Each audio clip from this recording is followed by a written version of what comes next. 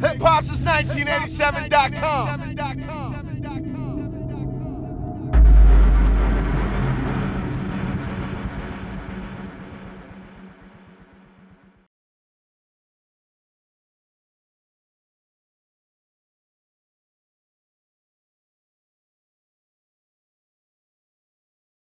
Terrell Thomas, Hip Hop since 1987. We're live at the ESPN 30 for 30 event for Nature Boy Ric Flair, and I'm with the man of the hour, Mr. Diamond Dallas Page. How are you, sir? Man, I am unstoppable. Now, talk to me about Ric Flair, the man, the myth, the legend. Talk to me about his impact on the sporting world together as a whole. I don't know any guy who doesn't come up in the business who doesn't want to be Ric Flair, because he personified, you know, what our business is all about. I mean, he really was living that, though. He wasn't just talking smack.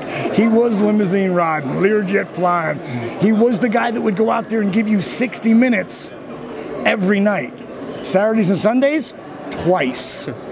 So think about that wear and tear on your body. I mean, he walked the talk, and that's why, you know, the great athletes of today look back at him, because they grew up with him like little kids. And like, boom, he's still like, when they meet him, like, man, he really is that guy. Like you did, and he doesn't let you down, because Rick is very charismatic and makes you feel like you're the biggest person in the room. And that's a huge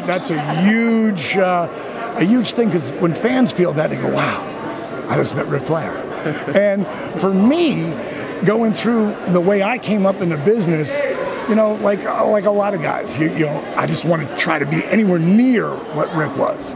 And I was lucky enough to have a pretty good run, you know. Now, can you share with me one of your favorite memories, maybe fighting against Rick or just being in a ring with him? My favorite memory is at the Hall of Fame, when I just went in April. And I got to thank all the guys who really made an impact in my career.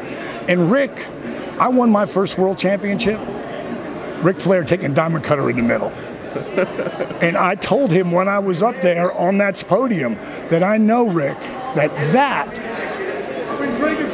moment put me one step closer to this podium. And I'm never going to forget it, bro. And I want you to know that. That was on Friday. On Monday night, I'm passing. I see him at the bar. He waves me down. He said, "So what time's your flight tomorrow?" I said 7:30. He went, "Who booked that?" I said, "Not me." He said, "Nope." He goes, "That's not happening." He goes, "You and Brenda," loves my wife. He loves Brenda. He says, "I got a limousine. I got a Learjet. You still living in Atlanta?" I said, "Yeah, I am." He goes, "You're coming back with us." I go, "Rick, I've got all this, you know, I'm like the Griswolds. We got all this luggage." And he's like, "I don't want to hear about it. Send it back on FedEx. I'm not getting up before 12 o'clock. I'll see you at 2:30 when we're taking off." And he gets up. Right, we get in the, now, we're outside the Learjet. I'm flying with Ric Flair now, right? It's like the dream come true. We're taking diamond cutter pictures. And I'm like, man, this is like the most amazing end of a career. And now I'm sitting in the back, and Rick walks on the plane, and he gets up and gets in the co-pilot seat. And I'm looking, I'm like, "Rick, what are you doing up there? Get out of that seat." He goes, "Don't worry, I'm not taking off or landing. He's doing that. I'm just flying when we get in the air." That day we get off the plane. My wife lets him know it's my birthday the next day.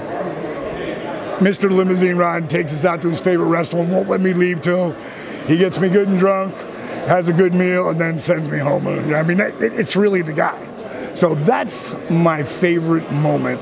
And it was the end of an amazing career that I had. And Nate and I had some ups and downs together. And about 8 years ago, that just got super smooth. And I was just honored to be there, man, and be able to thank him.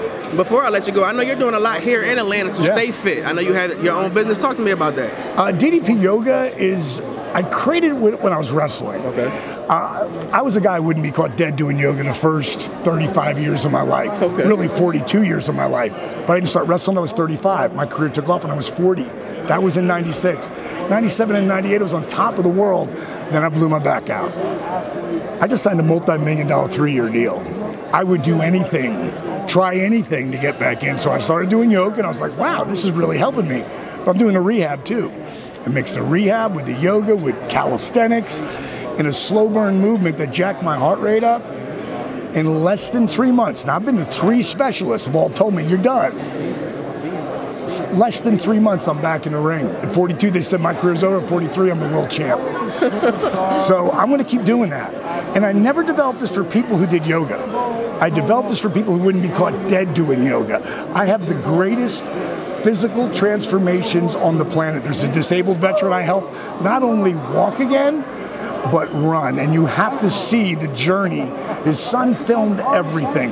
Have you seen The Resurrection of Jake the Snake yet? No, sir. You see The Resurrection of Jake the Snake, it's going to make you laugh. I will guarantee it makes you cry. And more than anything, it's going to inspire you to believe really like anything's possible. Like anything. And to see what happened with Jake Roberts and Razor Ramon, Scott Hall, and to see their transformation and where they are today. Like it's on Netflix, The Resurrection of Jake the Snake. Now, we're here at 30 for 30, right? The greatest sports movies on the planet, right? We are the second highest rated sports doc on Netflix by the fans. Them. Pretty powerful. Thank you for your time, sir. Hey, pleasure. And by the way, you want to come down to the DDP Yoga Performance Center in Smyrna, right there on Concord. First workout, always free. Can't beat that, man. Nice to meet you, Can't sir. beat that. Nice to meet you. Man. Very nice to meet you, man.